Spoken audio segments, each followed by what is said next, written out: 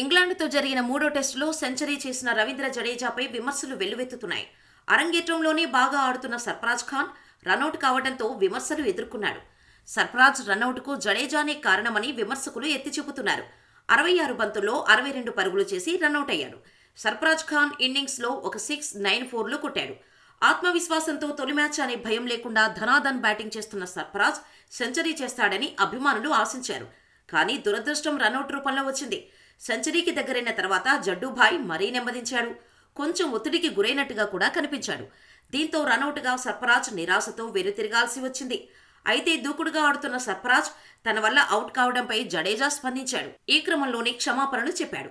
Jadeja Instagram వేదికగా సర్ఫరాజ్కు క్షమాపణలు చెప్పాడు. తనది తప్పుడు కాలని జడేజా అంగీకరించాడు. అలాగే సర్ఫరాజ్ కూడా రనౌట్పై స్పందించాడు. మా మధ్య ఆ సమయంలో కాస్త అవగాహన లోపించింది. క్రికెట్లో ఇలాంటివన్నీ సహజమే. ఎవరో ఒకరు రనౌట్ అవుతాం. దాని గురించి ఎక్కువగా ఆలోచించాల్సిన అవసరం లేదు. రవీంద్ర జడేజా నేను బ్యాటింగ్ చేసేటప్పుడు మద్దతుగా నిలిచాడు.